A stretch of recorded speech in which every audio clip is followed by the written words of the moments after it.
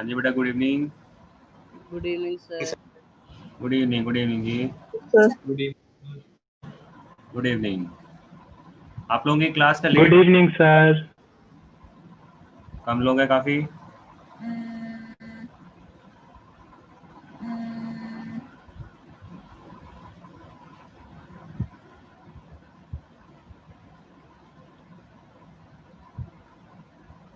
Nandini, okay, thank you.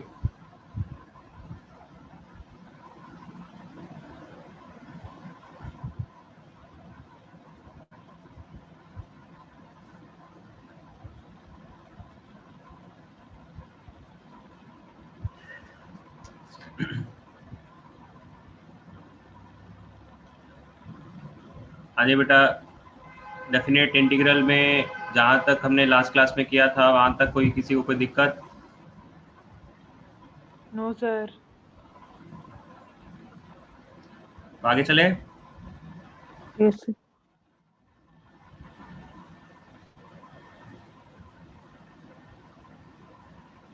Next topic है definite integral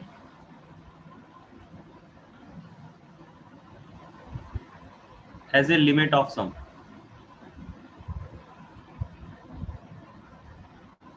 ये वही टॉपिक है जो मैंने एनसीईआरटी में आपको एक्सरसाइज छुड़वाई थी 7.8।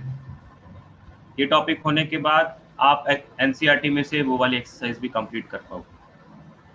और ये जो टॉपिक है ये है ही सिर्फ बोर्ड्स के लिए।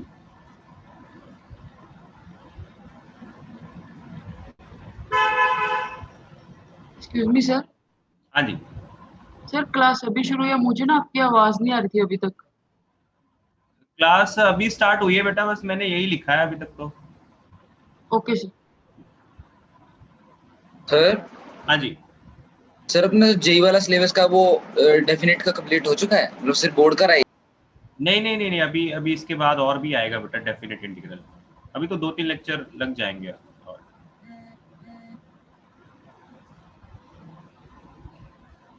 Definite integral as a limit of sum, ये जो सेगमेंट है सिर्फ बोर्ड्स के लिए है। तो आपने एनसीईआरटी के क्वेश्चंस, कुछ क्वेश्चंस अभी हम लोग कर ही लेंगे, कुछ एनसीईआरटी के आपने क्वेश्चंस करने हैं, तो उसी में इसकी प्रैक्टिस हो जाएगी, ज़्यादा इसमें सोचने की ज़रूरत नहीं है। ये मेथड है क्या, इसको देख लेते हैं।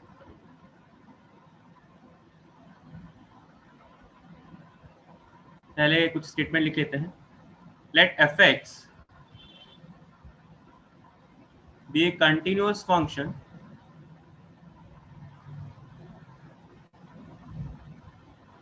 defined on closed interval a to b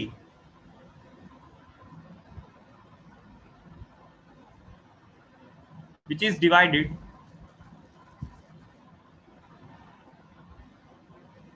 into n equal parts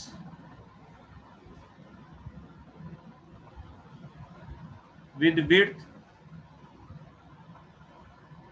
h।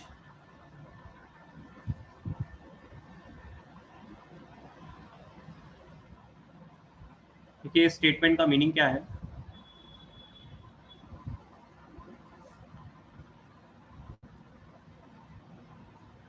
मान लीजिए मुझे इस फंक्शन को इंटीग्रेट करना है, दिस इज fx फंक्शन, और ये a पॉइंट है जी, ये b पॉइंट, और इस फंक्शन को इंटीग्रेट करना है in the interval a to b।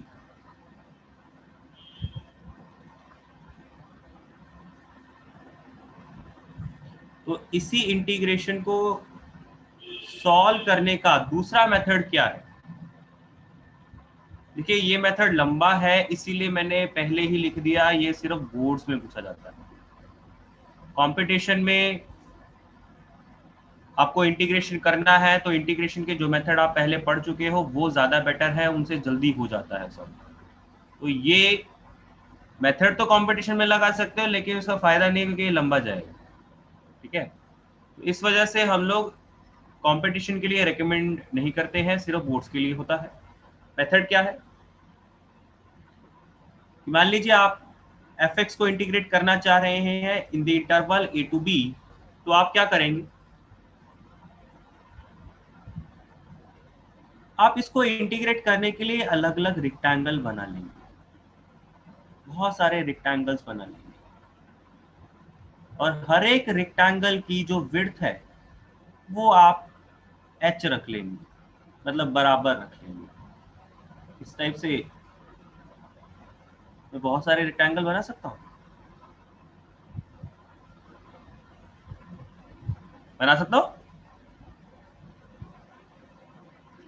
क्या इंटीग्रेशन को हम लोग ऐसे ही बोलते हैं क्या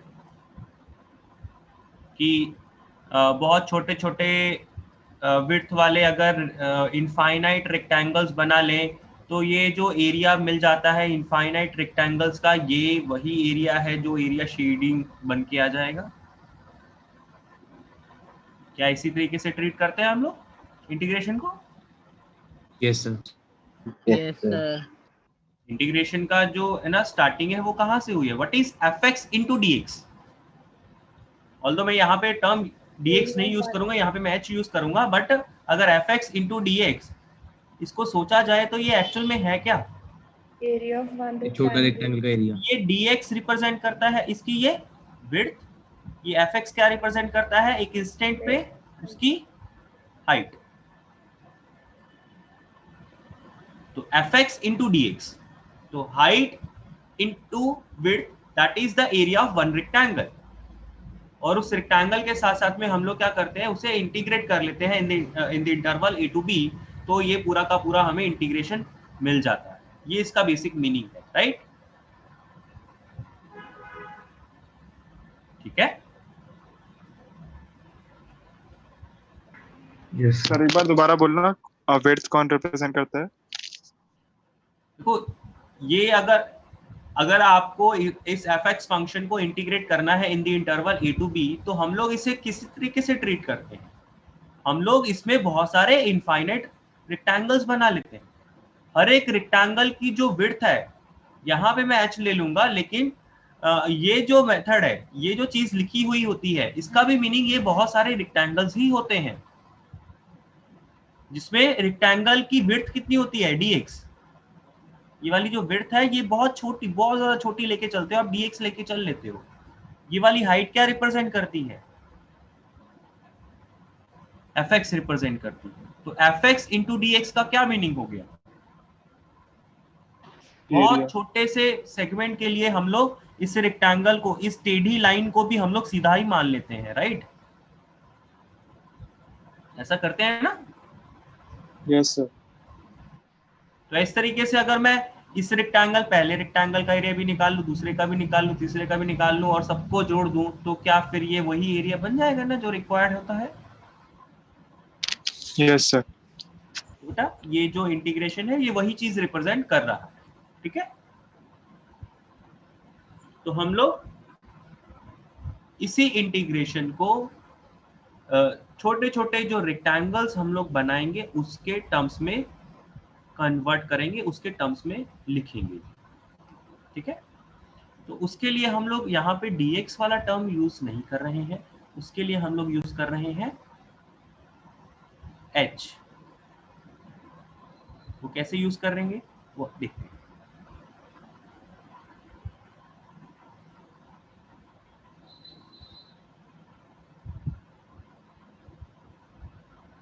हम लोग ये जो इनफाइनाइट रेक्टेंगल्स बनाएंगे उसकी जो विड्थ लेनी है वो कितनी लेनी है? h लेनी है जी। तो बेटा ये वाला पॉइंट क्या हो जाएगा फिर उस केस में? a plus h। अब आगे वाली विड्थ भी तो h ही है, ये वाला पॉइंट क्या ले लेंगे? मतलब ये वाला पॉइंट क्या बन जाएगा? a plus 2h। ये वाला क्या बन जाएगा? a plus 3h। ये वाला a प्लस 4h। इस तरीके से a प्लस 5h, ऐसे करके जाते जाएंगे। और ये जो लास्ट वाला पॉइंट होता है, इस b को हम लोग किसके बराबर ले लेते हैं? हम लोग यहाँ पे n रेक्टेंगल्स मान के चल लेते हैं। कितने रेक्टेंगल्स? n। तो जब यहाँ पे n रेक्टेंगल्स हैं, यहाँ पे लिखा है ना n equal parts, n equal parts में बांट रहे हैं, तो बेटा ये वाला पॉइंट क्या बन जाएगा, b तो है ही, इसी पॉइंट को A plus और क्या लिखा जा NH. सकता है, a plus A plus NH. A plus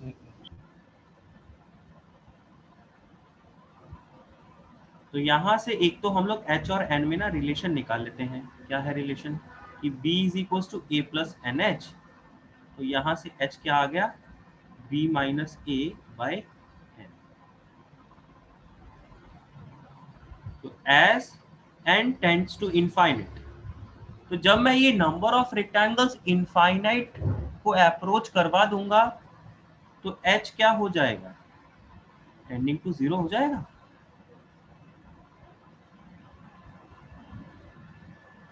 इसी इक्वेशन से बताया जा सकता है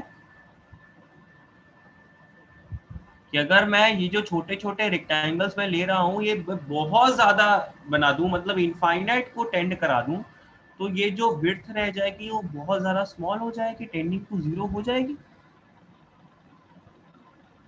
यस सर। ठीक,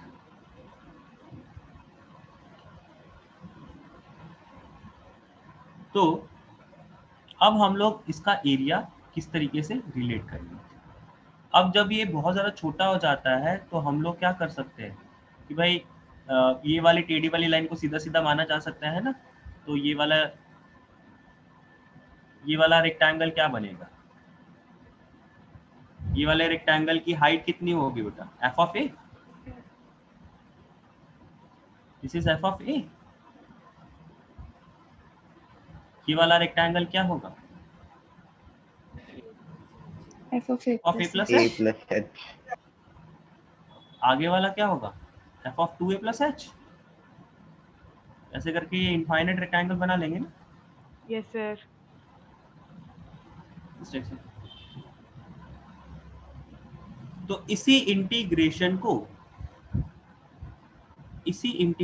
को हम लोग अगर रेक्टेंगल्स के एरिया के फॉर्म में लिखना चाहें तो हम लोग क्या लिखेंगे,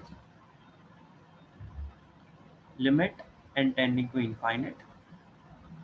देखो ये इंटीग्रेशन का एरिया इसके बराबर कब बनता है, जब हम लोग ये ऑटोमेटिकली इज्यूम कर लेते हैं कि ये जो रेक्टेंगल है बहुत ज़्यादा है, इनफाइनाइट नंबर्स में है और इसकी जो विड्थ है वो बहुत ज़्यादा छोटी है। ठीक है, तो इस वजह से यहाँ पे limit n tending to infinite लिखना पड़ेगा आपको। ये इंटीग्रेशन किसके बराबर आएगा, ये पहले रेक्टेंगल का एरिया क्या होगा, F of A into h. क्या ऐसा होगा, Yes, sir. दूसरे रेक्टेंगल का एरिया क्या होगा, F of A plus H into A. H into A plus 2H minus A. F of A plus H into H. Yes, sir. तीसरे rectangle का area क्या होगा,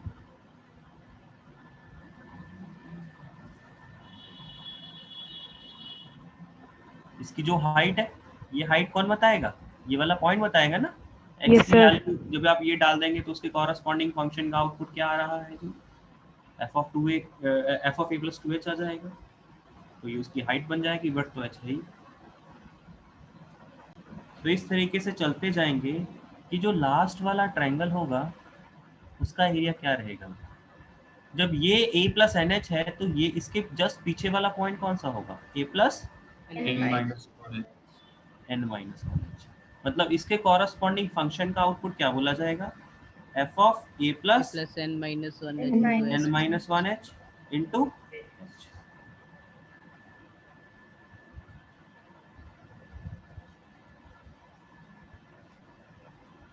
क्या ये बात समझ में आई है, Yes, sir. इसमें किसी को कोई डाउट है तो बोलिए।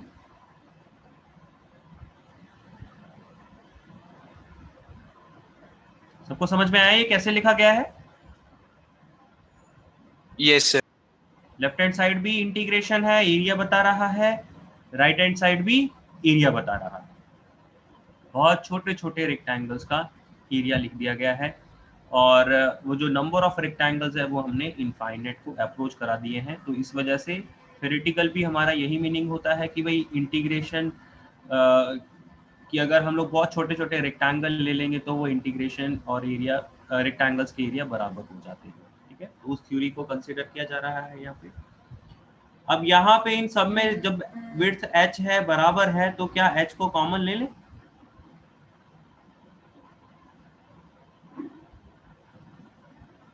और ब्रैकेट में क्या लिखेंगे?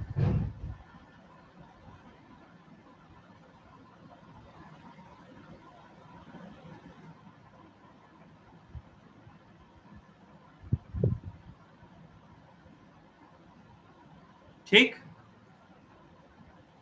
और इन सबको अगर कंबाइंड तरीके से लिखना पड़े, समीशन के टर्म्स में लिखना पड़े, तो इनका समीशन क्या लिखा जा सकता है?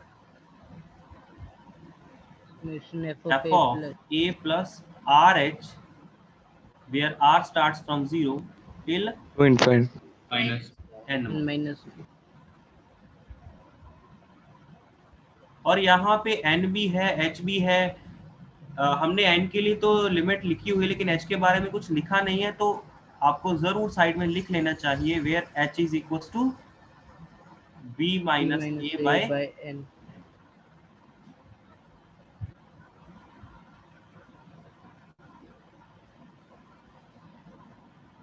तो बेटा ये जो थ्योरी अभी हमने पढ़ी है ये बेसिकली यही फॉर्मूला बन रहा है।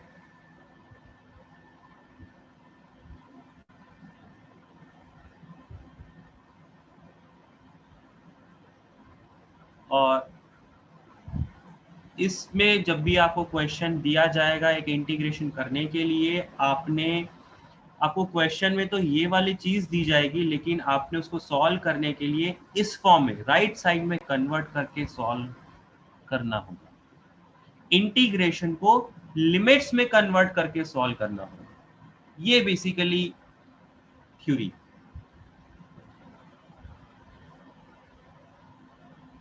लिखा भी गया है definite integral as a limit of sum, मतलब बहुत सारे टर्म्स का सम करके उसकी लिमिट निकालना है, उस फॉर्म में डेफिनेट इंटीग्रल को कन्वर्ट करना है। तो डेफिनेट इंटीग्रल को आप लिमिट के टर्म्स में कन्वर्ट करके सॉल्व करना चाह रहे हैं। तो आपको जब भी ऐसा क्वेश्चन दिया जाएगा आपने उसे इस फॉर्म में कन्वर्ट करके सॉल्व करना होगा।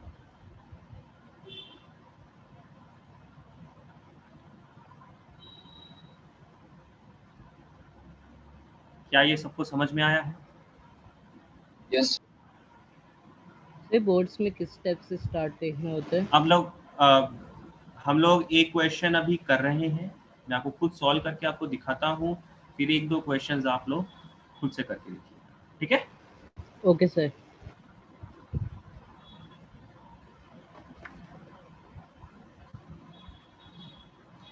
थ्योरी में किसी को कोई डाउट है या किसी ने नोट नहीं किया है तो बोलिए। No sir.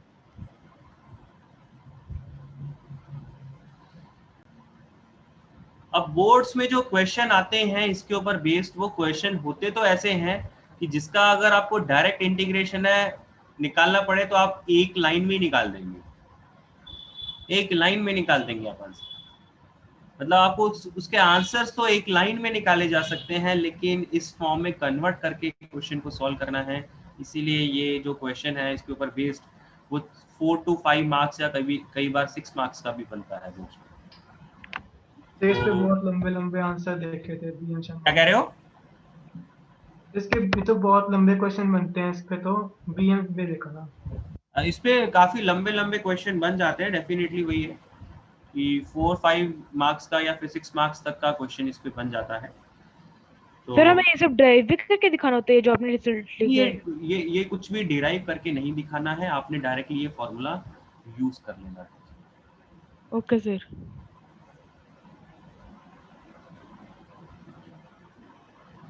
अब मैं क्वेश्चन 1 लिख रहा हूँ और इसको सॉल्व करने का तरीका हम लोग देखेंगे। e की power x into dx with limits 0 to 2।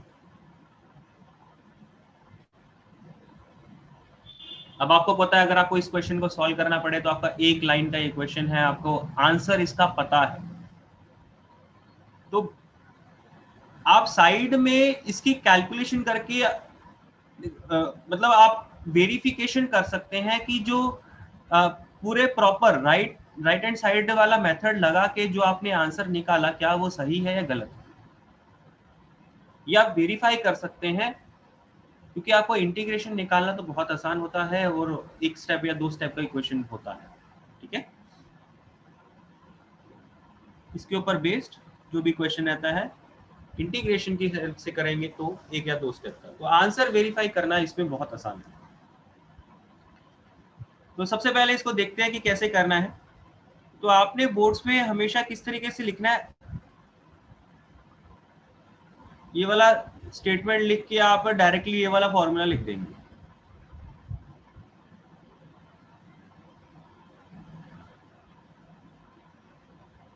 Directly ये वाला फॉर्मूला लिख दो।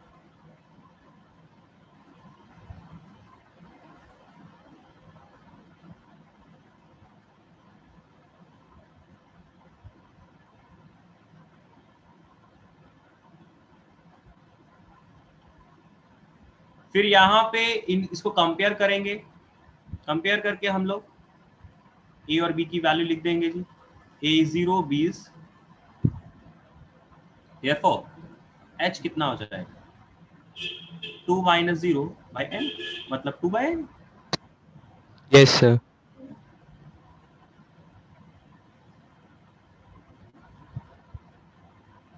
Therefore 0 से 2 e की पावर x, इसका इंटीग्रेशन अगर हमने करना पड़े तो हम लोग अब इस फॉर्मूले को जो यूज करेंगे तो क्या लिखेंगे, limit n tending to infinite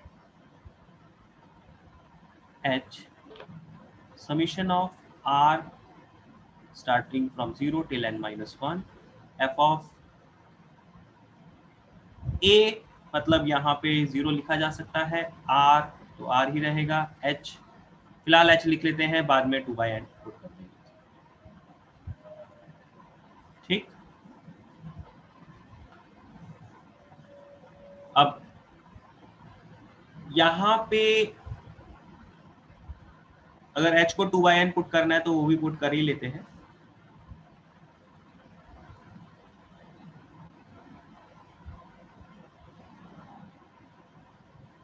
फिर 2 by n पुट करके क्या बन जाएगा 2r by n। What is fx here,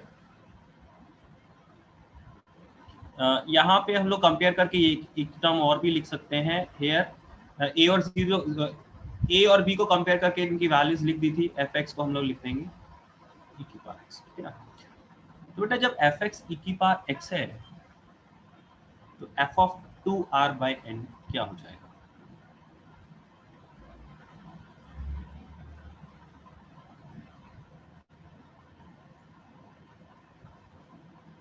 e की पावर 2r by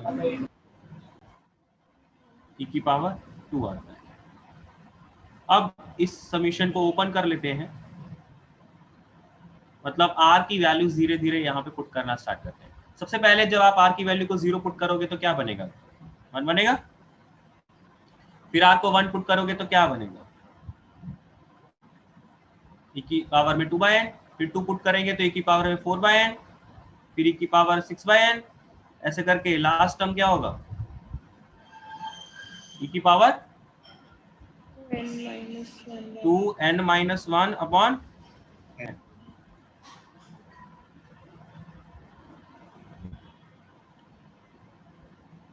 समझ में आया है।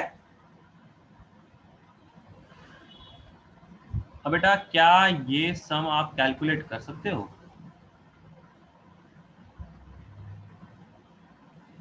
Yes, sir. Yes sir. क्या बन रहा है ये, जीपी जीपी जीपी बन रहा है ना। Yes sir. तो जीपी की टर्म क्या होती है, जीपी का formula a into 1 minus r की power n upon 1 minus r। 1 minus बिल्कुल r ठीक है। What is a 1 1 into 1 minus r, r कितना है बेटा, e की power 2 by n। power e 2 की by पावर 2 by की होल पावर कितना, n। n n number of n क्या होता terms। है basically number of terms, right. Yes, sir. इस पूरे में कितने टर्म्स है, n टर्म्स है जी, क्योंकि r 0 से चालू होकर n-1 तक जा रहा है, तो इसमें नंबर ऑफ टर्म्स n है जी। तो ये जीपी का फॉर्मूला लगा रहे हैं, तो 1 माइनस r की power n upon 1 minus R.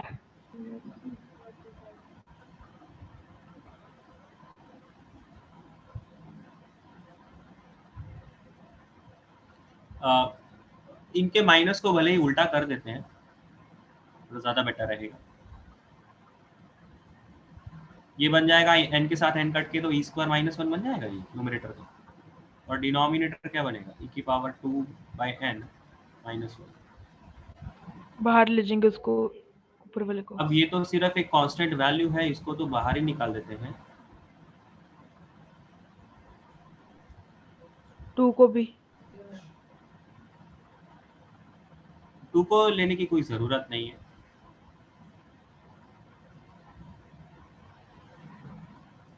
क्या ये लिमिट 1 है? क्या ये लिमिट 1 है? Yes sir. Yes sir. हाँ यस सर 1 है।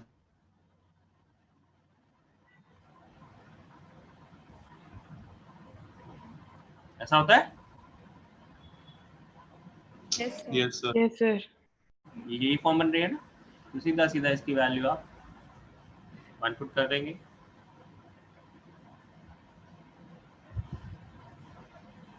इसकी जगह 1 पुट करके final answer e square minus 1।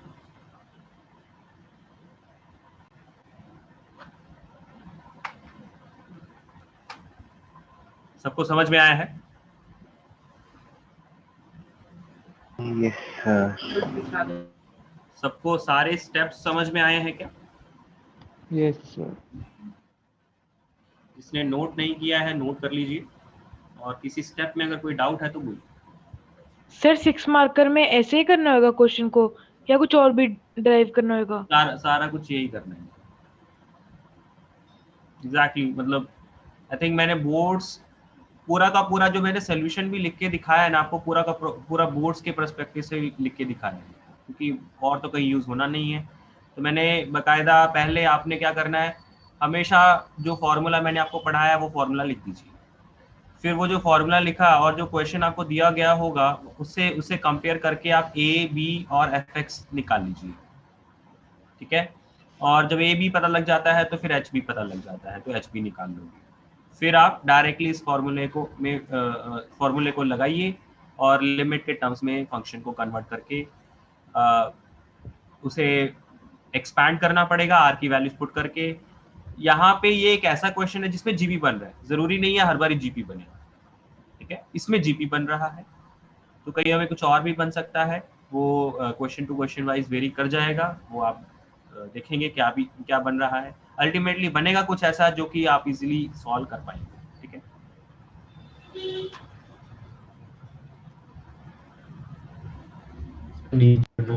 Solving तो जो क्वेश्चन की नीड होगी वैसी रहेगी, और एंड में जाके आपको लिमिट सॉल्व करनी पड़ेगी। जब आप क्वेश्चन ये लिमिट के फॉर्म में बना रहे हैं तो लिमिट का रिजल्ट आपको पता हुआ होना चाहिए। एक बार ऊपर कर दो। तनिष क्या कह रहे हो, ऊपर की तरफ करने को बोल रहे हो?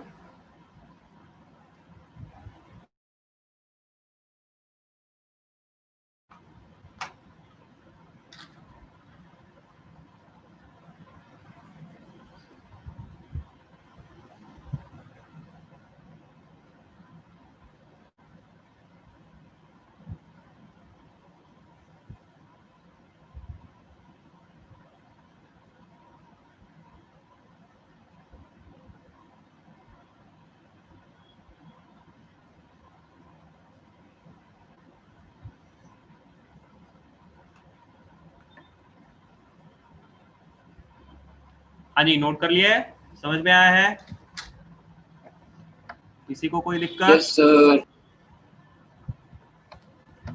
तो इसके ऊपर बेस क्वेश्चंस करें एक दो। Yes sir.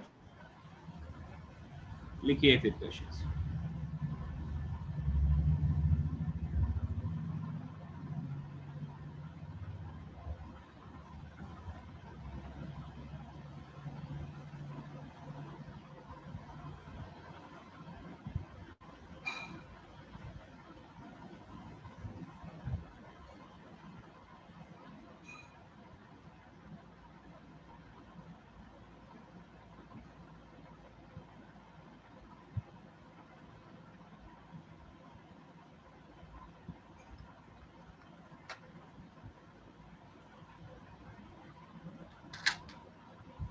करिए दो क्वेश्चन।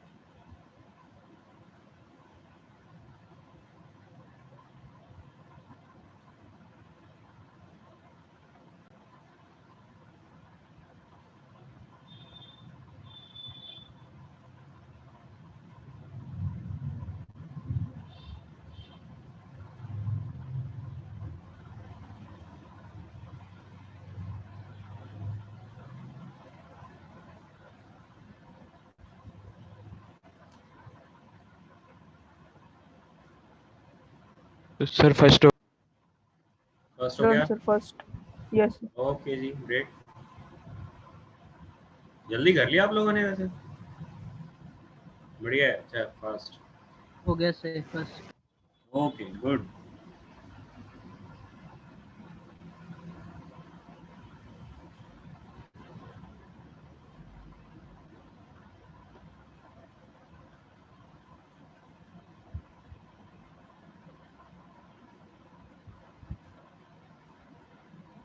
हो गया सर फर्स्ट। ओके जी। Done sir.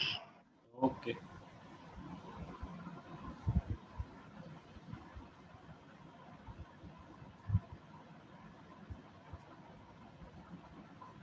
एक बार आप लोग ये भी हैबिट बनाया करना कि ये क्वेश्चन कर रहे हो तो फाइनल आंसर जो भी आप दे रहे हो उसको एक बार वेरीफाई जरूर कर लें।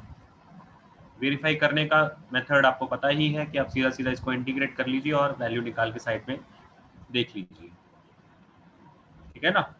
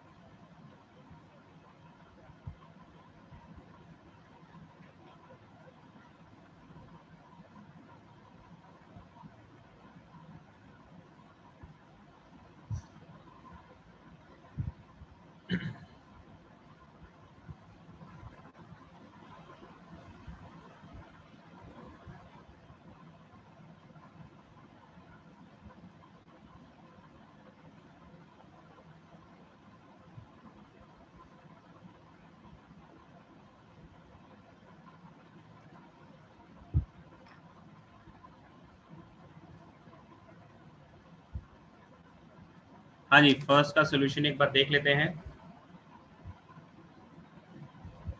देखो इस सोल्यूशन में थोड़े से स्टेप कम लिखूंगा, तो आप इसको प्रॉपरली मत फॉलो करिएगा। जो मैंने फर्स्ट का सोल्यूशन आपको बकायदा बताया है एज इट इज वैसे आपकी है ना सॉल्विंग होनी चाहिए बोर्ड्स के पॉइंट ऑफ व्यू से, ठीक है। इसमें थोड़े से कम स्टेप लिखूंगा। तो यहाँ पे ए और बी की वैल्यूज के कॉरस्पॉन्डिंग आप ये बता सकते हो कि एच की वैल्यू 2/n आ जाए, राइट। हम लोग क्या लिखेंगे, 1 से 3 का इंटीग्रेशन ऑफ x + 2 × dx क्या बन गया, limit n tending to infinite, h की जगह 2/n, summation r starts from 0 till n - 1, f of a + h, sorry a + rh, a मतलब 1, r तो r रहेगा, h मतलब 2/n, ठीक है। Yes sir.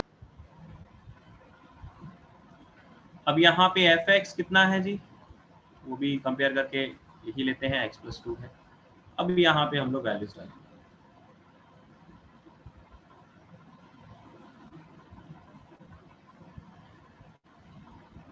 f of 1 + 2r/n, तो x की जगह ही तो रिप्लेस करना है हमने ये, तो 1 + 2r/n + 2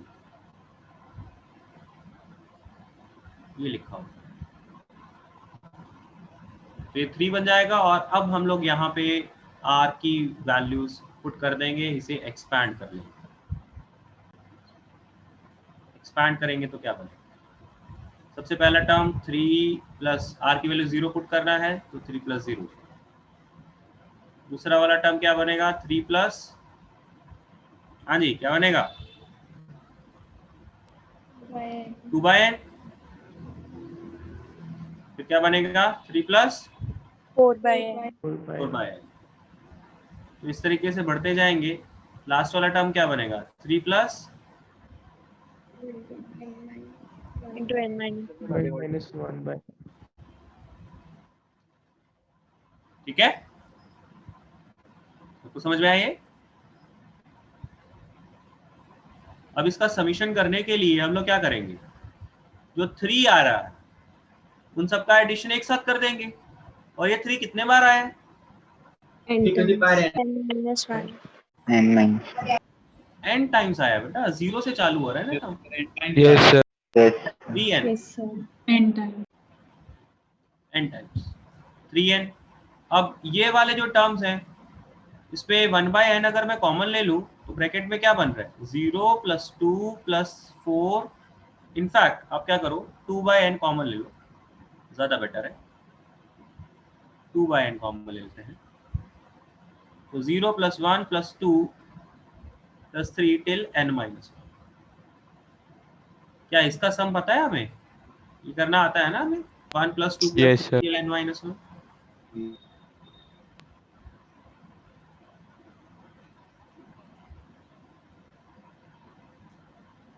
क्या होता है इसका सम, N into n minus 1 upon 2. n into n - 1 by Upon 2. 2। by 2.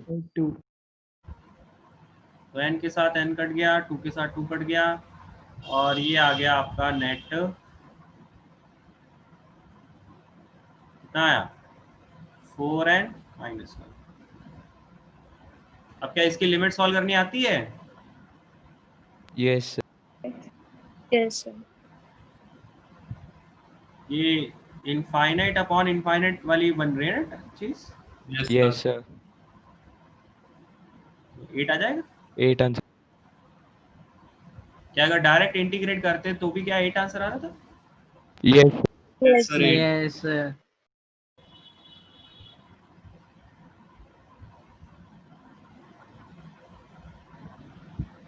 हाँ जी, इस सोल्यूशन में किसी को कोई डाउट है तो बोलिए।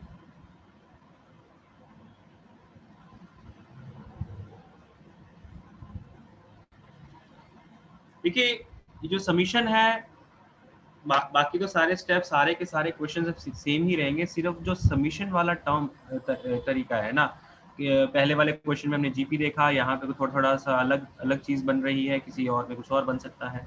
तो समीशन में एक डिफरेंस आपको जरूर क्वेश्चन टू क्वेश्चन वाइज मिल जाएगा, और थोड़ा बहुत लिमिट में मिल जाएगा, आपको लिमिट अलग अलग बन के आ रही है, ठीक है। अदरवाइज आपको इस क्वेश्चन में और कोई भी स्टेप बदलने की जरूरत नहीं है, सारे के सारे स्टेप्स आपने एज इट इज लिखने हैं, बस वैल्यूज पुट करने हैं।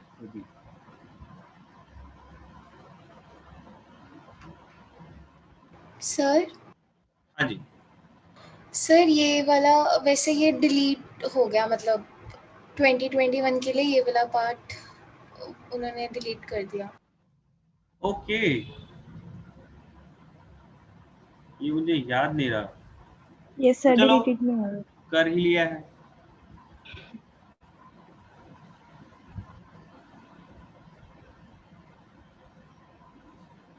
फिर तो भले इस क्वेश्चन को स्किप कर सकते हैं हम लोग, आगे चलें फिर। Yes sir. Yes sir. Yes, sir.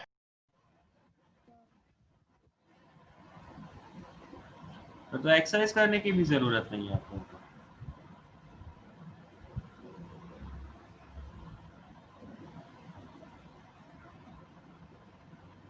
Sir ये आपने नहीं देखा था क्या? मुझे बिल्कुल भी याद नहीं रहा कि भाई सिलेबस चेंज हुआ है, और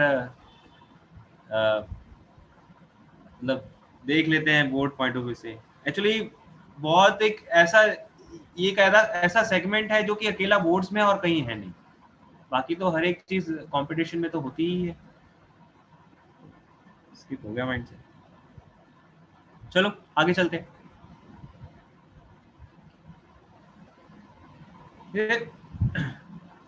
ये जो चीज अभी हमने पढ़ी है, ये तो रही बोर्ड पॉइंट ऑफ व्यू से। अब इसी का जो थोड़ा कंपटीशन लेवल वाला सेगमेंट है, खासकर एडवांस में, मेंस में भी नहीं, डायरेक्ट एडवांस में, वो क्या है?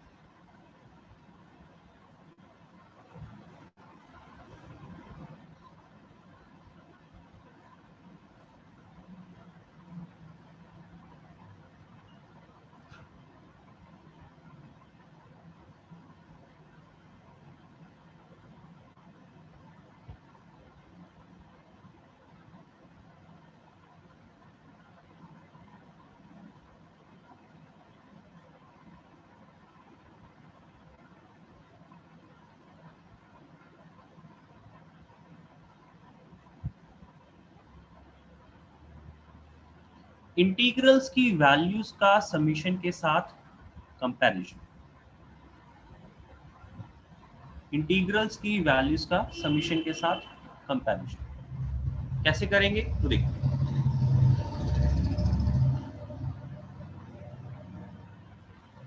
और इसके लिए हमें फंक्शन के बारे में इतना आइडिया होना चाहिए कि वो फंक्शन जिस इंटरवल में वो हमें इंटीग्रेट करने को बोला गया है, वो इंक्रीजिंग है या डिक्रीजिंग है।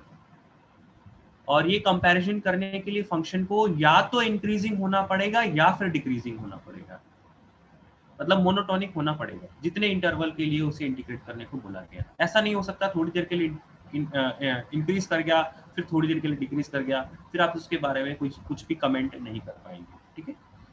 तो पहले हम लोग बात करते हैं फॉर इंक्रीजिंग फंक्शंस।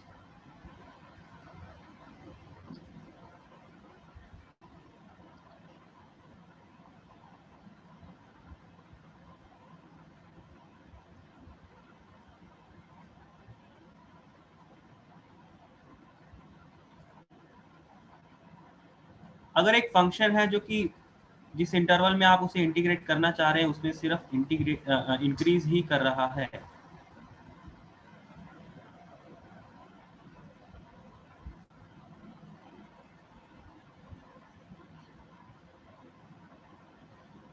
और इसमें अगर मैं आपको एक टर्म यहां पे लिख देता हूं, Sn, what is Sn? Summation of f of a plus r h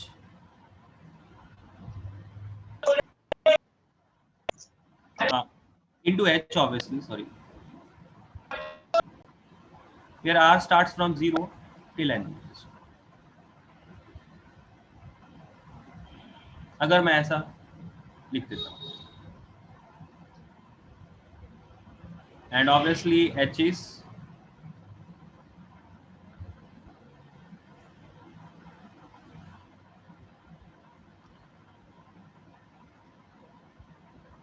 अगर मैं Sn ये लिखता हूं, क्या ये Sn इंटीग्रेशन के बराबर होगा?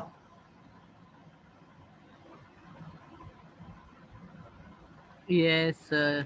Yes, sir. क्या ये Sn इंटीग्रेशन के बराबर होगा? Yes sir. ये जो Sn यहां पे लिखा गया है ये इंटीग्रेशन के बराबर नहीं है। क्यों? क्योंकि यहां पे limit n tending to infinite नहीं लिखा गया। Limit n tending to infinite नहीं लिखा गया।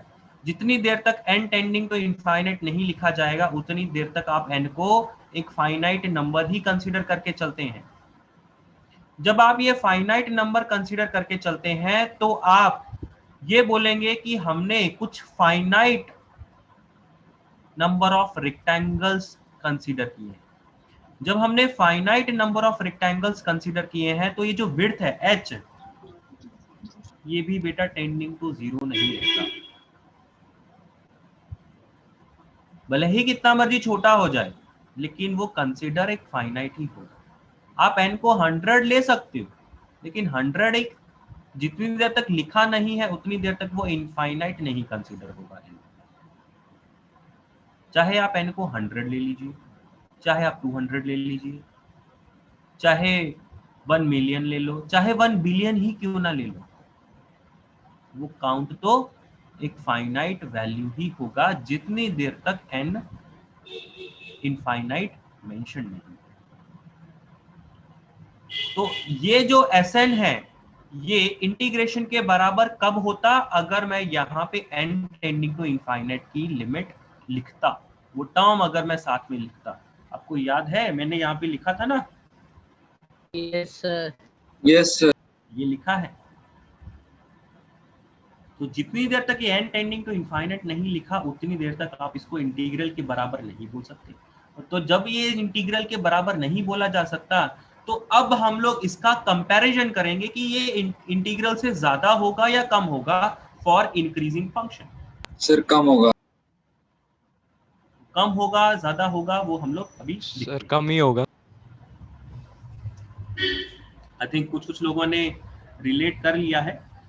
ये Sn है। मैं एक और टर्म यहाँ पे मेंशन कर रहा हूँ Tn, which is h summation of r starts from 1 till n f of a plus rh। सारा कुछ वही है लेकिन r यहाँ पे 1 से लेके n तक जा रहा है। Sn में 0 से लेके n - 1 तक जा रहा था तो इसका भी फर्क पड़ता है। तो इसका भी कंपैरिजन हम लोग करेंगे। ये दो चीजों का कंपैरिजन इंटीग्रेशन के साथ होगा। And same thing for Tn as well. हमने n टेंडिंग टू इनफाइनाइट नहीं लिखा है जी। जितनी देर तक n टेंडिंग टू इनफाइनाइट नहीं लिखा है उतनी देर तक आप Tn को भी इंटीग्रल के बराबर नहीं बोल सकते। ये कम या ज्यादा होगा। ओके, अब कंपैरिजन कैसे होगा देखो। What is the meaning of Sn? पहले हम लोग Sn के बारे में बात करें। Sn क्या है? Area of area of rectangles, जिसमें जो रेक्टेंगल्स हैं ये क्या क्या रहेंगे? f of a plus f of a plus h, f of a plus 2h आएगा till f of n minus 1h। तो ये जो Sn है ना ये क्या बनेगा? ये इंक्रीजिंग फंक्शन है। तो बेटा ये जो h इंटू एफ ऑफ ए है this is f of a, this is f of a plus h, yes sir. This is f of 2a plus h, sorry f of a plus 2h। तो बेटा ये जो FA into H है ये actual में कौन सा area है? ये वाला area, rectangle. F of A plus H कौन सा एरिया है?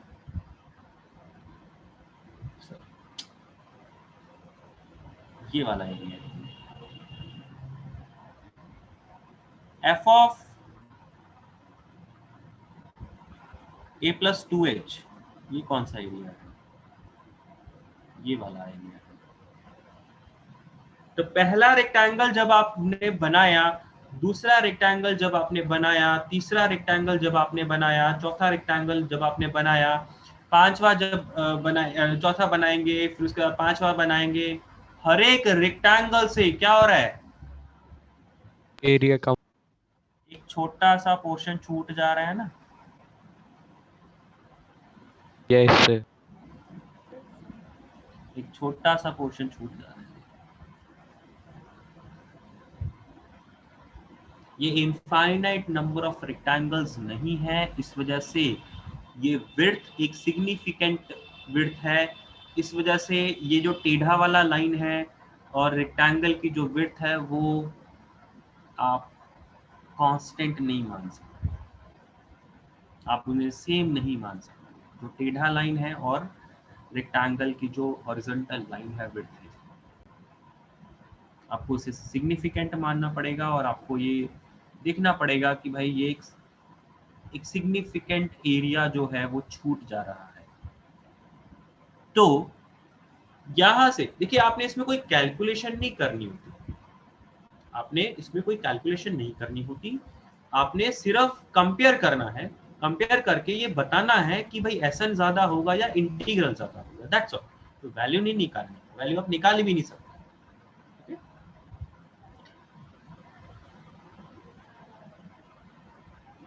तो क्या होगा?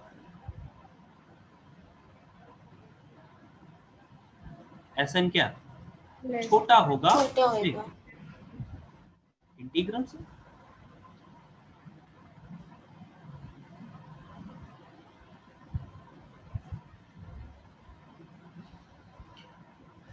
समझ में आया? Yes sir. Yes sir. ये बात रही SN की। अब बात करेंगे TA। सर आप दोबारा बता दो, मुझे आया नहीं उतना ढंग से समझ। बेटा F ऑफ A, SN के बारे में समझो कि SN क्या लिखा हुआ है। F of A into H. F of A into H का मतलब क्या? ये हाइट और ये विड्थ, ये वाला पॉइंट A प्लस एच होता है ना, ये वाला पॉइंट A प्लस 2H, ये वाला पॉइंट A प्लस 3H।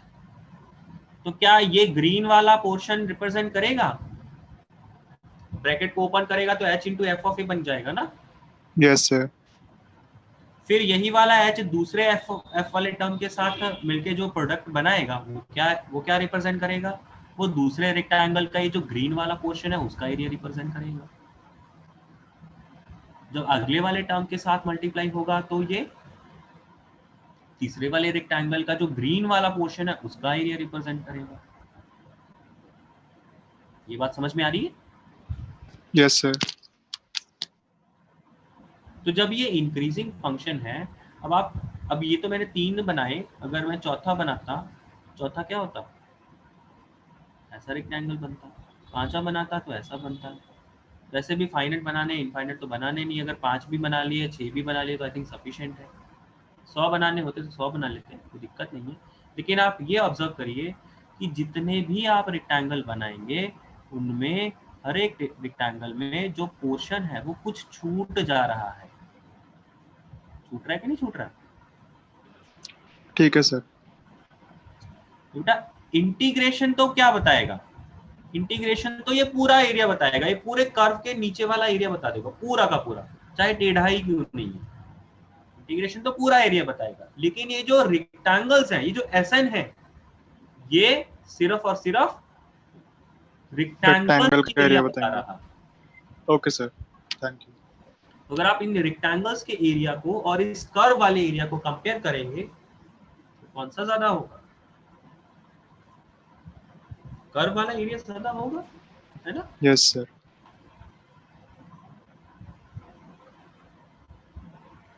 अब बात करेंगे टीएन के बारे में। टीएन को भी एक्सपैंड करके लिख लेते हैं। अगेन इसमें भी कोई कैलकुलेशन नहीं करनी है, बस कंपेयर करना है। इसको भी एक्सपैंड करके लिखेंगे तो क्या लिखेंगे, पहले आप यहाँ पे आर, बस इतना सा फर्क पड़ रहा है, यहाँ पे आर 1 से चालू हो रहा है, तो सबसे पहला टर्म आपको F of A plus H मिलेगा, फिर F of A plus 2h मिलेगा, ऐसे करके लास्ट में F of A plus N H मिल जाएगा। ठीक है। अब अगर आप इसको देखें तो बेटा पहला वाला टर्म क्या बना, h into F of A plus H, F of A plus H.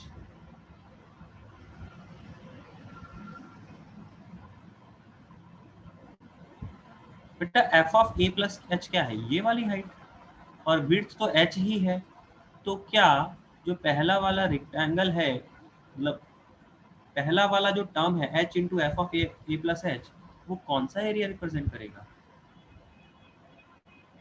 ये पूरा का पूरा, मैं इसको शेडिंग कर देता हूँ ब्लू कलर से। ये जो ब्लू कलर वाला पोर्शन है, ब्लू रेड और ग्रीन, ये पूरा का पूरा, ये तीनों का तीनों रिप्रेजेंट करेगा क्या? Yes sir. हाइट अब ये वाली लेनी है। टीएन वाले केस में हाइट कौन सी लेंगे, राइट मोस्ट एंड वाले पॉइंट की हाइट लेंगे। टीएन वाले में कौन सी हाइट लेनी है, राइट मोस्ट एंड पॉइंट की हाइट लेनी है। बात समझ में आई?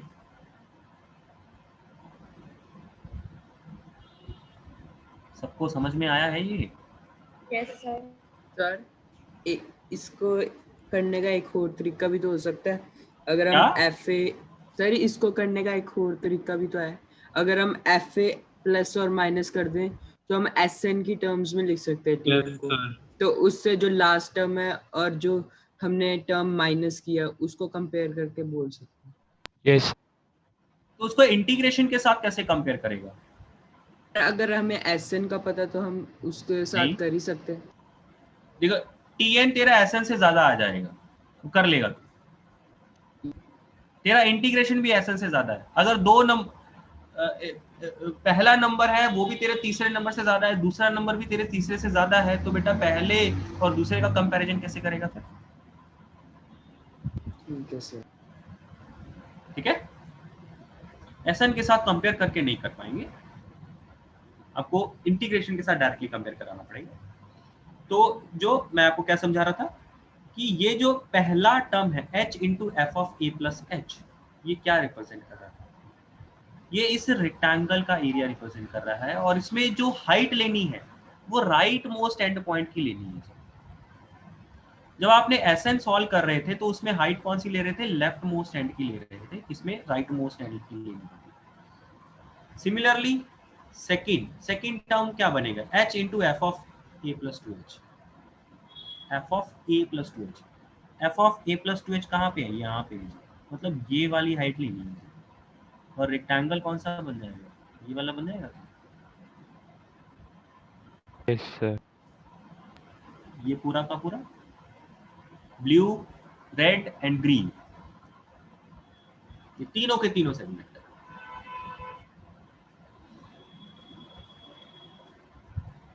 और थर्ड वाला ये बन क्या आएगा, फोर्थ वाला ये बन क्या आएगा, इसमें भी ये वाला ग्रीन, मतलब ये पूरा का पूरा, राइट।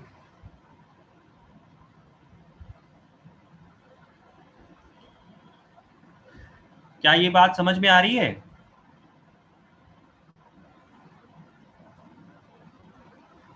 ये एरियाज समझ में आ रहे हैं, टीएन क्या रिप्रेजेंट कर रहा है? Yes sir.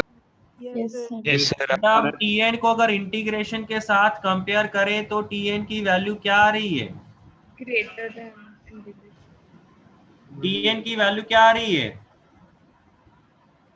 Greater than integration. Greater than integral.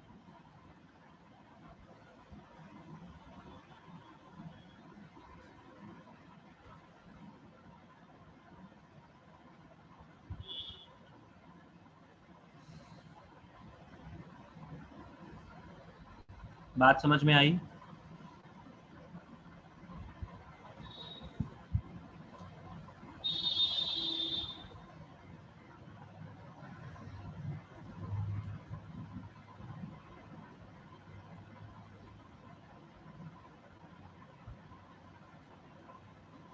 Sir ये जो n टेंडिंग टू इनफाइनाइट आता है, ये डिफरेंस कहाँ क्रिएट कर रहा है? नंबर ऑफ रेक्टेंगल्स में कर रहा है या फिर h टेंडिंग टू 0 में कर रहा है? दोनों तो इंटरकनेक्टेड है ना, n और h तो इंटरकनेक्टेड है ना। तो अगर n को इनफाइनाइट डालेगा तो h उसके कॉरेस्पॉन्डिंग आएगा, अगर n को फाइनाइट डालेगा तो h उसके कॉरेस्पॉन्डिंग आएगा। तो दोनों में फर्क पड़ेगा। देख तेरी टोटल विड्थ तो उतनी है ना, b माइनस ए, पूरे के पूरे फंक्शन की टोटल विड्थ तो b माइनस ए। Yes. अब मैं क्या करना चाह रहा हूं, अगर मैं ये बोलूं कि भाई मुझे n टेंडिंग टू इनफाइनाइट लेना है, मतलब मुझे नंबर ऑफ रेक्टेंगल्स इनफाइनाइट चाहिए, तो मुझे क्या करना पड़ेगा? विड्थ छोटी छोटी करनी पड़ जाएगी, बहुत ज्यादा क्लोज टू 0 करनी पड़ जाएगी। अब अगर मैं आपको बोलूं कि नंबर ऑफ रेक्टेंगल्स मेरे को फाइनाइट चाहिए, तो मैं थोड़ी ज्यादा विड्थ वाला रेक्टेंगल बना लूंगा। Yes sir. टोटल विड्थ तो उतनी है ना, वो तो b माइनस ही है ना, फिक्स है, उसमें आप चेंज नहीं ला सकते।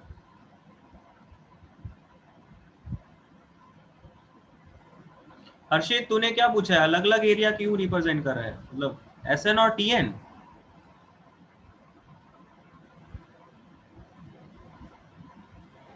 बेटा ये तो सिर्फ चीज को समझने का तरीका है, अदरवाइज जो डिफरेंस आ रहा है वो तो ये आ रहा है कि भाई SN में ये वाला टर्म एक्स्ट्रा, SN में ये वाला टर्म जुड़ रहा है और TN में ये वाला टर्म जुड़ रहा है, बाकी सारे टर्म तो दोनों में सेम ही होंगे।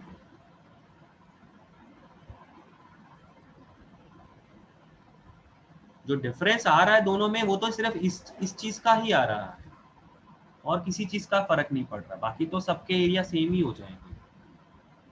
लेकिन कंपेयर करने के लिए, एरिया को कंपेयर करने के लिए, समझने के लिए कि SN इंटीग्रल से कम क्यों है, TN इंटीग्रल से ज्यादा क्यों है, हम लोग क्या कर लेते हैं, याद रखने का तरीका है कि SN में लेफ्ट एक्सट्रीम की हाइट लेनी है और TN में राइट एक्सट्रीम की हाइट ले लेंगे, तो जो TN का मीनिंग है वो पूरा का पूरा फिट बैठ जाएगा, और SN में लेफ्ट हैंड साइड की जो हाइट लेंगे तो उसके कॉरेस्पॉन्डिंग SN का जो मीनिंग बन रहा है वो पूरा फिट बैठ जाएगा।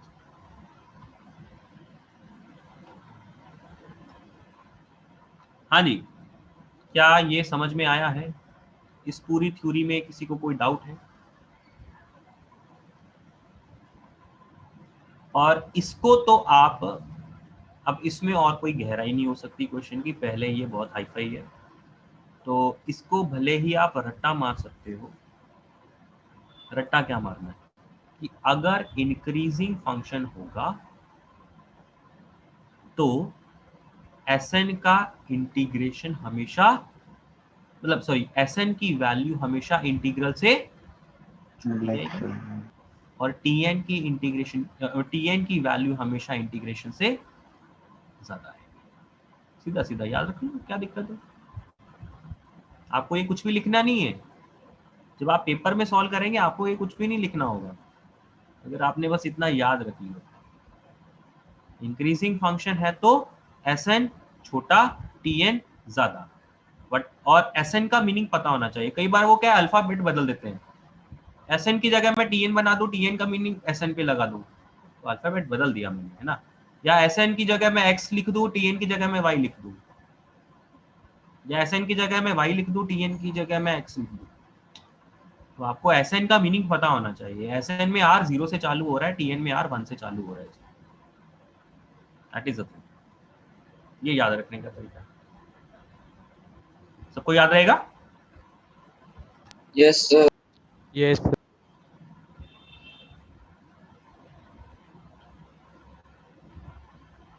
हर्षित ये बेटा एडवांस में ही आता है क्वेश्चन, और एडवांस में आया भी हुआ है, और इनफैक्ट ये कोई ऐसा कोई किसी भी किताब में कोई थ्योरी नहीं मिलेगी आपको, लेकिन एडवांस में क्वेश्चन आया हुआ है। 3-4 साल पहले आया था ये क्वेश्चन, तो उसी के बेसिस पे थ्योरी बनाई गई है। ऐसा चाहिए कोई पर्टिकुलर थ्योरी नहीं, किसी भी किताब में नहीं मिलेगी आपको। इसलिए नाम भी जो आप मैंने लिखा है ना, comparison of integral and all, ये कोई टॉपिक नहीं है।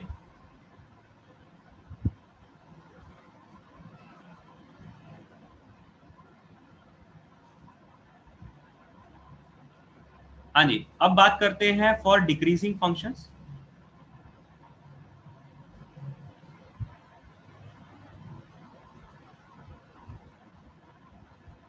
देखिए अगर फंक्शन डिक्रीजिंग होगा तो आपके जो रिजल्ट्स हैं वो सारे के सारे क्या हो जाएंगे? उल्टे हो जाएंगे। आई थिंक समझ में आ रहा होगा। Yes yes sir. अगर फंक्शन डिक्रीजिंग है और यहाँ पे आपको मैं बोलूं कि भाई a से लेके b तक इंटीग्रेट करना है,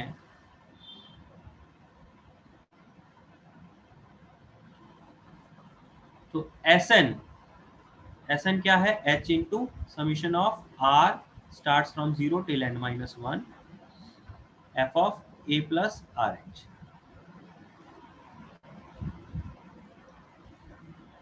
h तो b minus a by n है ही। एक सेकेंड बेटा, एक सेकेंड।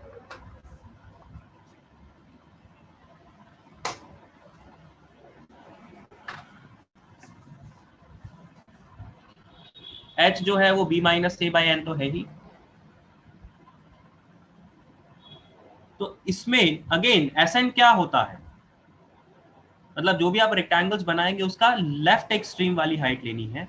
तो यहाँ पे जब आप इसमें छोटे छोटे रेक्टेंगल्स बनाएंगे, एच विड्थ वाले रेक्टेंगल्स बनाएंगे, तो इसमें हाइट कौन सी लेनी होगी आपको?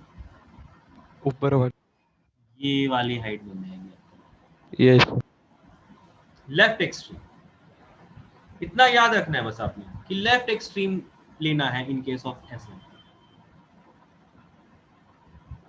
ये सेगमेंट बन रहे होंगे आपके, तो बेसिकली यहाँ पे एरिया क्या आ जाएगा? फिर ज्यादा आ जाएगा in case of Sn। Integral के एरिया से एक्स्ट्रा पोर्शंस आ जाएंगे यहाँ पे।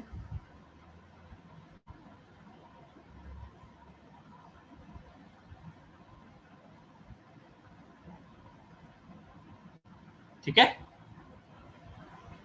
तो इस केस में Sn ज्यादा हो जाएगा इस इंटीग्रल के कंपैरिजन में। एंड डायरेक्टली लिख दो Tn के बारे में। Yes sir. Tn छोटा हो जाएगा इंटीग्रल से। उसका कारण क्या है? इस केस में आपको क्या लेना पड़ेगा?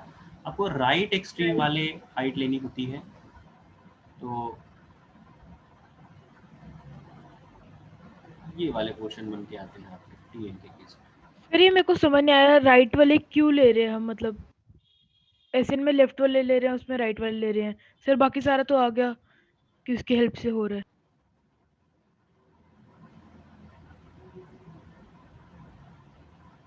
तो मैं इस डायग्राम में समझाता हूँ जो पहले वाले में। बेटा ये समझने का बस तरीका है। आप इसको समझो कि h into F of A plus H, इसका क्या मीनिंग है? कि क्या एरिया रिप्रेजेंट करेगा? हाइट तो इतनी लेनी है। अब अगर तू ये बोले कि सर मैं राइट वाला ट्रायंगल ले लेता हूं, मतलब हाइट इतनी लेनी है, विड्थ h लेनी है। अब तू विड्थ h ले, तो अगर तू मतलब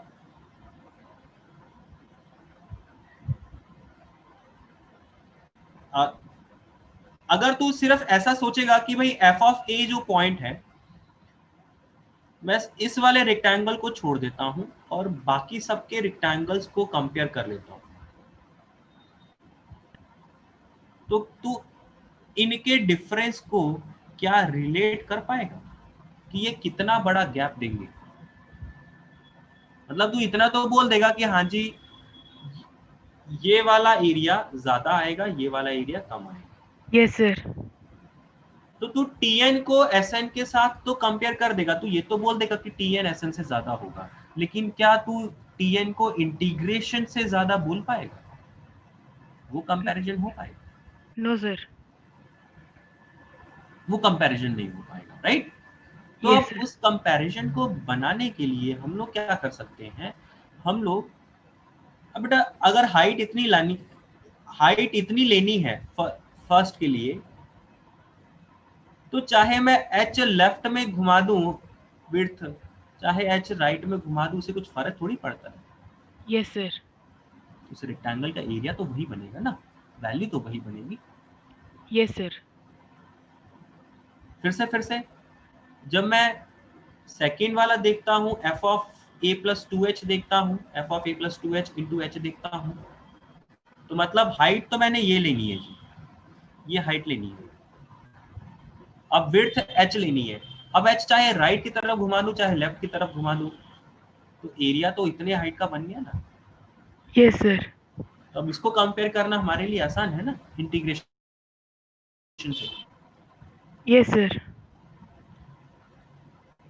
ठीक है ना? हाँ जी सर। मैं ये बोल सकता हूँ ना कि SN के केस में आप जो एरियाज बना रहे हो, रेक्टेंगल्स आप ले रहे हो, वो लेफ्ट एक्सट्रीम का हाइट ले रहे हो विद विड्थ h, और TN के केस में आप राइट एक्सट्रीम की हाइट ले रहे हो with width h। Yes sir, समझ गया।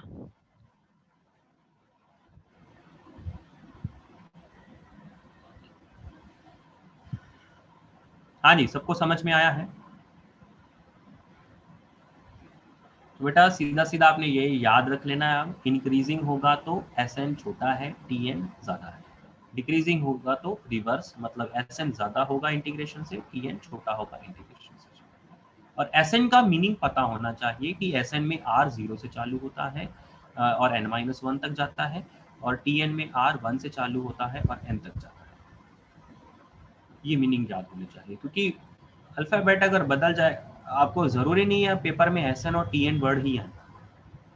अगर X और Y लिख दिया या कुछ और P और Q लिख दिया या कुछ और नाम दे दिए, SN और TN को आपस में ही बदल दिया, SN की जगह TN लिख दिया, TN की जगह SN लिख दिया, तो फिर आप SN और TN के वर्ड्स मत याद करिए, आप उनका मीनिंग भी पता होना चाहिए। SN में 0 से चालू होता है R और n-1 तक जाता है, TN में R 1 से चालू होता है और n तक जाता है। ये चीज मीनिंग। ठीक, समझ में आया? सर इस टाइप का क्वेश्चन अगर हमारे एडवांस में आता तो सर हम कैसे सोचते हैं ऐसी चीज? देखो, ऑल्दो ये कोई प्रॉपर थ्योरी नहीं है, ये जब पहली बार ये एडवांस में आया था ये क्वेश्चन, है ना, आई थिंक 2016 का क्वेश्चन है, मुझे एग्जैक्टली याद नहीं है। तो तब तो जो सोच पाया समझ पाया, है ना, उसने कर लिया, अदरवाइज काफी बच्चों से ये नहीं हुआ। तो अब ये क्योंकि एक क्वेश्चन आ गया है, थ्योरी इसको मतलब समझाया जा सकता है, तो अब आप कर ले रहे हो। ठीक है, ओके सर। अब मैं सेम वही क्वेश्चन ही आपको लिख रहा हूँ, ऑल्दो अभी आपके लिए इसे इंटीग्रेशन के साथ तो रिलेट करना मुश्किल है, क्योंकि इसके बाद हम लोग एक और थ्योरी पढ़ेंगे, तो तभी आपको समझ में आएगा कि इंटीग्रेशन में कैसे कन्वर्ट करना होता है। ठीक है, क्वेश्चन क्या था?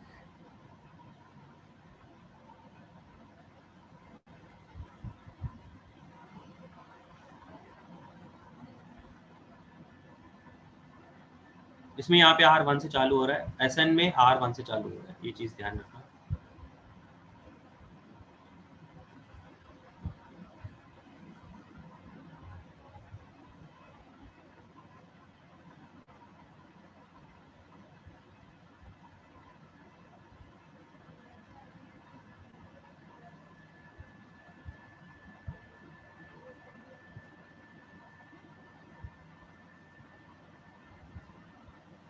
देखो यहाँ पे n टेंडिंग टू इनफाइनाइट कुछ भी नहीं लिखा हो, लेकिन हाँ n के लिए ये लिखा हुआ कि it can be any finite number, it can be any integer, positive integer, natural number.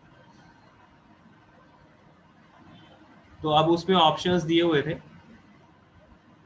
Multi correct question था ये। Sn is less than pi by 3√3, Sn is greater than pi by 3√3,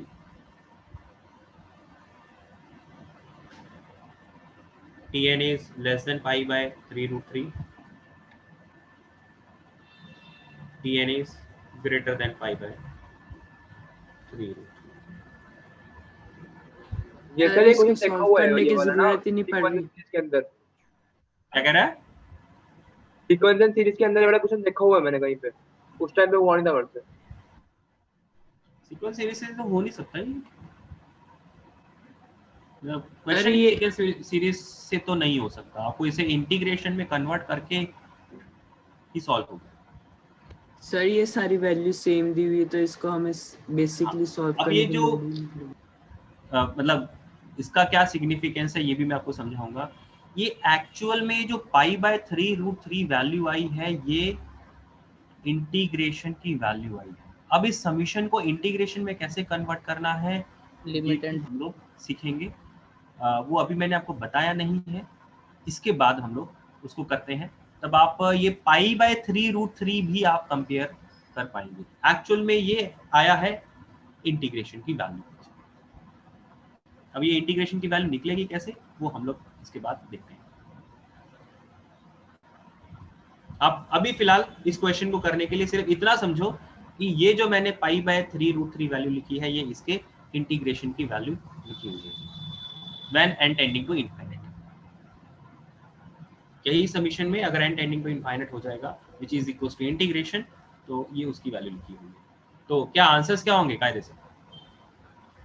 अच्छा, इसमें फंक्शन आपको increasing decreasing थोड़ा सा सोचना पड़ेगा कि क्या इंक्रीजिंग कैसे बनाना है। चलो मैं इसमें आपको फंक्शंस वही समझाता हूँ। पहले तो फंक्शन देखते हैं कैसे बनाते हैं।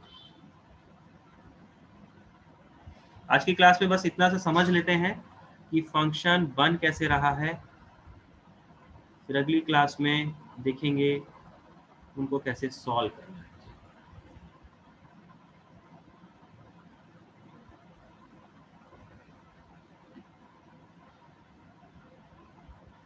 सॉल्यूशन के लिए हल्का सा मैं स्पेस छोड़ रहा हूँ।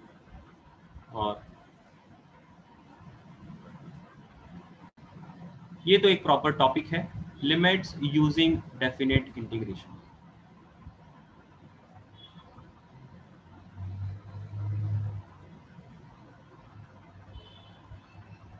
ये एक प्रॉपर टॉपिक है, ये कोई पर्टिकुलर क्वेश्चन वाली बात नहीं। ये जो अभी हमने थोड़ी देर पहले थ्योरी पढ़ी कि डेफिनेट इंटीग्रल को लिमिट के टर्म्स में कन्वर्ट करना, जो बोर्ड्स वाला कंसेप्ट मैंने आपको बताया। डेफिनेट इंटीग्रल को लिमिट्स में कैसे कन्वर्ट करते हैं, उनको कैसे सॉल्व करा जाता है, वो कंसेप्ट था। अब इसमें है उसका रिवर्स। लिमिट्स अगर आ जाए, लिमिट का क्वेश्चन आ जाए, तो आप उसे डेफिनेट इंटीग्रेशन में कैसे कन्वर्ट करें। और शायद अगर आप लोगों को किसी को याद होगा तो जब लिमिट्स वाला चैप्टर मैंने आपको पढ़ाया था, मैंने आपको तब 2-3 क्वेश्चन शीट के छुड़वाए थे और मैंने तब आपको ये कहा था कि ये डेफिनेट इंटीग्रेशन में कन्वर्ट करके सॉल्व होता है, तो अभी फिलहाल छोड़ दो। ये वो कंसेप्ट है, अभी हम लोग वो कंसेप्ट पढ़ रहे हैं। कई लिमिट्स ऐसी होती हैं जिनको सॉल्व करने के लिए उसे इंटीग्रेशन में कन्वर्ट करके फिर सॉल्व किया जा सकता है। तो हम लोग यहाँ पे ये वो चीज सीख रहे हैं। वो कन्वर्जन कैसे होगा इसी से हम लोग रिलेट करेंगे।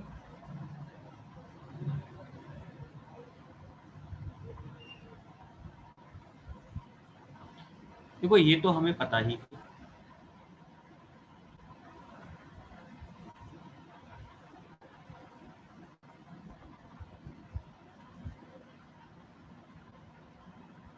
ये तो होता ही है। यहाँ पे मतलब h टेंडिंग टू 0 लिख दो, चाहे बेटर है वैसे n टेंडिंग टू इनफाइनाइट लिख दो।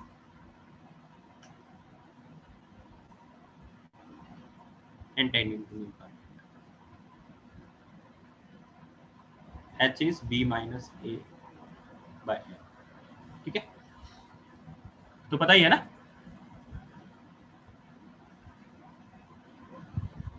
अब यहां पे अगर मैं इन पर्टिकुलर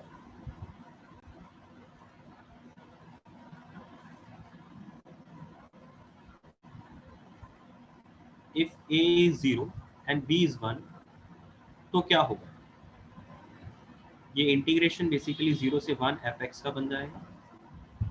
थोड़ा सा यहाँ पे चेंज आ जाएगा, limit n tending to infinite, h की जगह आ जाएगा 1/n सीधा सीधा, f of a plus r by n, ये बन जाएगा। सॉरी a तो 0 ही है, तो फिर ये भी क्या बन गया, r by n।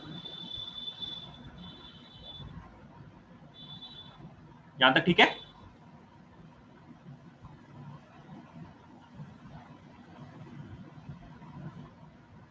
अब जब ये वाला रिलेशन हमने लिख लिया है तो इससे हम लोग चीजों को कैसे रिलेट करेंगे। हमने ये तो समझ लिया कि अगर मैं ये लेफ्ट हैंड साइड दिया हुआ है तो लेफ्ट हैंड साइड से राइट हैंड साइड में कैसे पहुंचेंगे, ये तो हमने क्वेश्चन के थ्रू भी देखा। अब अगर हमें ये राइट हैंड साइड दिया हुआ है तो राइट हैंड साइड से लेफ्ट हैंड साइड में कैसे पहुंचेंगे, वो हम लोग इसमें देखना चाह रहे हैं, और वो इसी से रिलेट करके ही होगा। और वो रिलेशन है क्या कि जो भी आपको वो जो समीशन दिया हुआ है उस समीशन में आपने क्या करना है, r बाय n की जगह x पुट करना है और 1 बाय n की जगह dx पुट कर देना है। r बाय n की जगह x पुट करना है और 1 बाय n की जगह dx पुट करना है।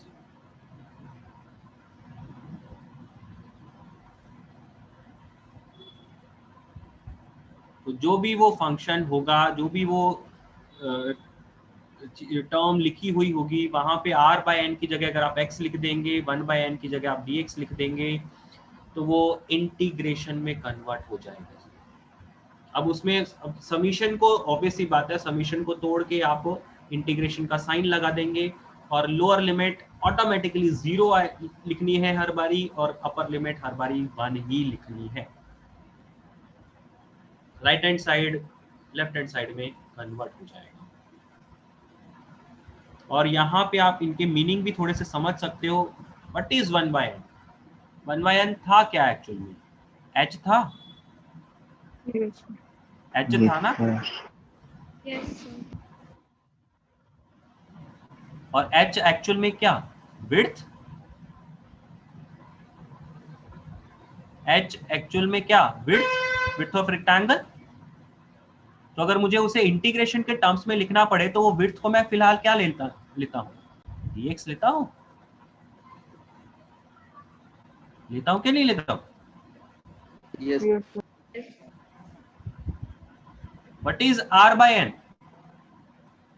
किसी सर्टन इंस्टेंट पे इनपुट,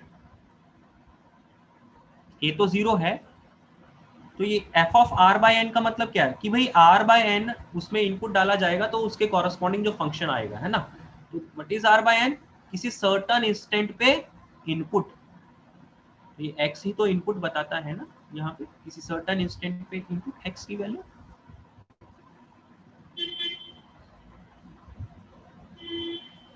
तो ये प्रॉपरली है ना जस्टिफाइड है, ऐसा नहीं कि भाई रिलेट करके बस कर दिया गया, प्रॉपरली जस्टिफाइड है कि y 1 by n is dx, y r by n is x, properly justified है। तो आप अगर ये कन्वर्जन लगा देंगे तो सीधा सीधा जो समीशन है वो आपका इंटीग्रेशन में कन्वर्ट हो जाएगा। ठीक, अब इसमें आप एक चीज सीधा सीधा याद रखिएगा, इसमें मैंने आपको एक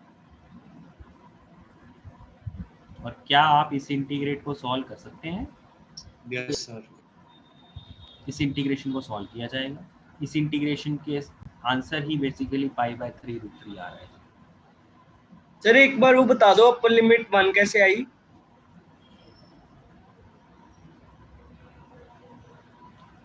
आर की हाईएस्ट वैल्यू बेटा क्या है?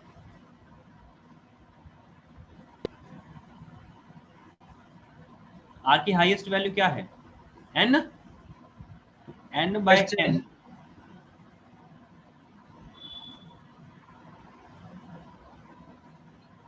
जैसे हमने इंटीग्रेशन में मैंने आपको क्या सिखाया था, वेरिएबल बदलते हैं, x की जगह क्वेश्चन को t में बदला जाता है तो लिमिट्स कैसे बदलते हैं, वैसा ही यहाँ पे है।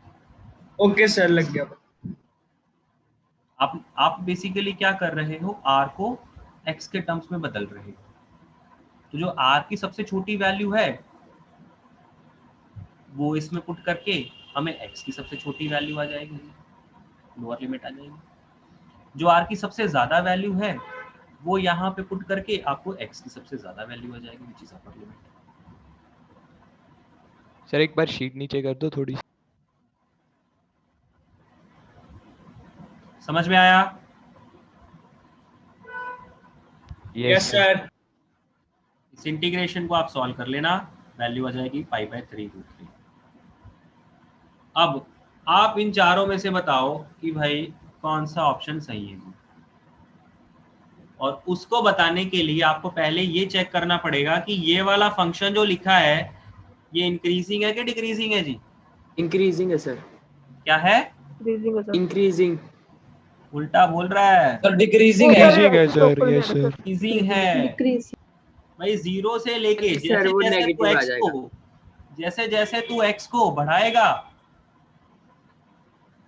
ये वाला टर्म भी बढ़ जाएगा, ये वाला टर्म भी बढ़ जाएगा। सीधा सीधा मतलब है, बड़े आराम से यहाँ से देख सकता हूँ कि जब मैं 0 से हल्का सा बढ़ाऊंगा तो डिनोमिनेटर वाले टर्म क्या बढ़ते जाएंगे ना धीरे धीरे। Yes sir. x भी बढ़ेगा, x स्क्वायर भी बढ़ेगा, तो डिनोमिनेटर सीधा सीधा बढ़ जाएगा।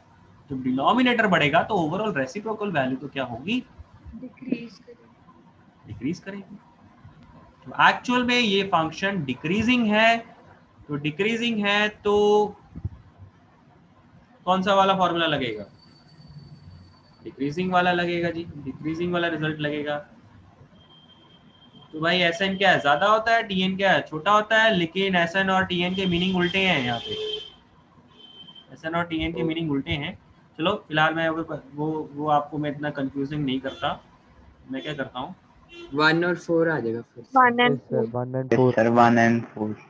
चलो Sn और Tn के मीनिंग वैसे ही रहने देते हैं जैसे मैंने आपको पढ़ाए हैं, नहीं तो बाद में, अभी तो चाहे भले ही समझ में आ जाए लेकिन बाद में आपको दिक्कत आ जाएगी। तो मैंने मीनिंग वही रहने दिए। तो अब क्या बोलेंगे भाई, Sn इंटीग्रल से ज्यादा और Tn इंटीग्रल सेकंड और थर्ड आ जाएगा। मीनिंग अभी उल्टा नहीं करते, इतना कंफ्यूजिंग नहीं करते। सर। हाँ जी सर ये जैसे क्वेश्चन को देखने में लग रहा है कि सर ये सीक्वेंस सीरीज का क्वेश्चन है। सर एक बार वो बता दो कि पता कैसे चलता है कि ये इंटीग्रेशन का है या उसको सीक्वेंस। बेटा आप इसको क्वेश्चन को बना के खुद ही सोचेंगे कि क्या आपके लिए इंटीग्रेशन करना पॉसिबल है। और अभी ये वाला टॉपिक आप पहली बार देख रहे हैं, इसलिए आपको लग रहा है कि शायद आपको देखते सारे एक सीक्वेंस सीरीज लगे, क्योंकि आप सीक्वेंस सीरीज पहले वो बहुत बार कर लिए। लेकिन अब जब आपके लिए ये एक एक्स्ट्रा टॉपिक ऐड ऑन हो गया है, अब अगर ऐसा कुछ क्वेश्चन आएगा तो आगे के लिए तो आपको ये चीज समझ में आएगी ना कि अगर ऐसे क्वेश्चन भी होते हैं तो उसमें सिर्फ और सिर्फ वो सीक्वेंस एंड सीरीज नहीं होता, उनमें कई बार डेफिनेट इंटीग्रल भी होता है। Okay sir. ठीक है, यही तो आपने अपना थॉट जो है उसका दायरा बढ़ाना है। Okay sir. हाँ जी, आज की थ्योरी में किसी को कोई डाउट है तो बोलिए। पहले हमने सिर्फ बोर्ड्स वाला सेगमेंट किया, इसमें किसी को कोई डाउट है?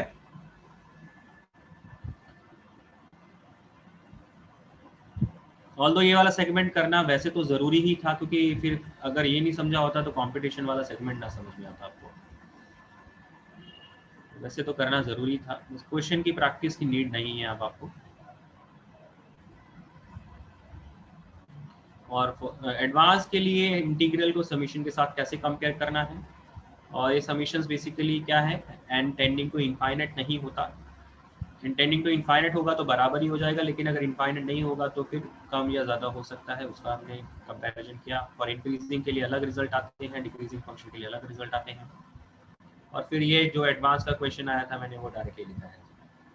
और ये जो लास्ट की थ्योरी है लिमिट्स यूजिंग डेफिनेट इंटीग्रेशन, ये मैंने आपको समझा दिया कि अगर लिमिट से क्वेश्चन है उसको डेफिनेट इंटीग्रेशन में कैसे कन्वर्ट करना है। तो बेसिकली ये वाले रिजल्ट आपने याद रखने, ये वाली चीज अगर आपने याद रख लिया तो सफिशिएंट है। r बाय n को x से रिप्लेस करना, 1 बाय n को dx से रिप्लेस करना,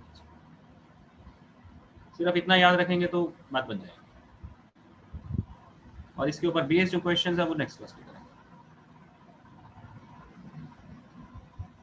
thank you. Okay, thank you sir. Okay बेटा, thank you. Thank you sir. Thank you sir.